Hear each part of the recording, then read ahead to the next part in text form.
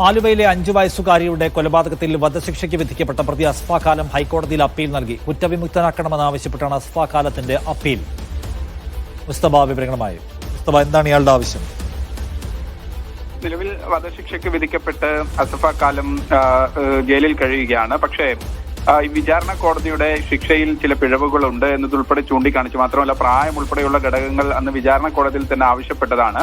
അതുകൊണ്ട് ശിക്ഷ ലഘൂകരിക്കണം, കുറ്റവിമുക്തനാക്കണം എന്നതുൾപ്പെടെയുള്ള ആവശ്യങ്ങളാണ്. പ്രത്യേകിച്ച് ഈ വധശിക്ഷ ഉൾപ്പെടെ വന്നൊരു സാഹചര്യത്തിൽ ആ ശിക്ഷ റദ്ദാക്കണം, തന്നെ കുറ്റവിമുക്തനാക്കണം എന്നതുൾപ്പെടെയുള്ള വിചാരണ കോടതിയുടെ ഉത്തരവിനെതിരെയാണ് ഇപ്പോൾ ഹൈക്കോടതിയിൽ ഒരു അപ്പീൽ നൽകിയിരിക്കുന്നത്. എന്തായാലും ഒരുപക്ഷെ കേസ് നാളെ ഈ ഹർജി സിംഗിൾ ബെഞ്ചിന് മുന്നിൽ വരാനുള്ള ഒരു സാധ്യതയുണ്ട്. കോടതി എന്താണ് നിരീക്ഷിക്കുന്നത് എന്നതുൾപ്പെടെയുള്ള കാര്യങ്ങൾ ഇതിന് സുപ്രധാനമാണ്. പ്രത്യേകിച്ച് ഒരു 5 വയസ്സുകാരിയെ അതിക്രൂരമായി കൊല ചെയ്തതിനു ശേഷം അതുമായി ബന്ധപ്പെട്ട് ജീവപര്യന്തം തടവിന് പുറമെ പ്രത്യേകിച്ച് വധശിക്ഷ കൂടി വിധിച്ച ഒരു കേസാണ്. മാത്രമല്ല, ഇത് വധശിക്ഷ നടപ്പാക്കണമെങ്കിൽ തന്നെ അതിൽ കടമ്പകൾ ഏറെയാണ്. ഇനിയും പ്രത്യേകിച്ച് അത് ശിക്ഷ മേൽക്കോടതികൾ ശരിവെക്കണം, അതിനുശേഷം അപ്പീൽ പോകാനുള്ള സാഹചര്യങ്ങളൊക്കെ ഉണ്ട്. ഇതെല്ലാം കഴിഞ്ഞതിന് ശേഷമാണ് പിന്നീട് ഇത് നടപ്പാക്കൂ. പക്ഷെ അതിനു മുമ്പ് തന്നെ അസ്ഫ കാലം ഹൈക്കോടതിയെ സമീപിച്ചിരിക്കുന്നു.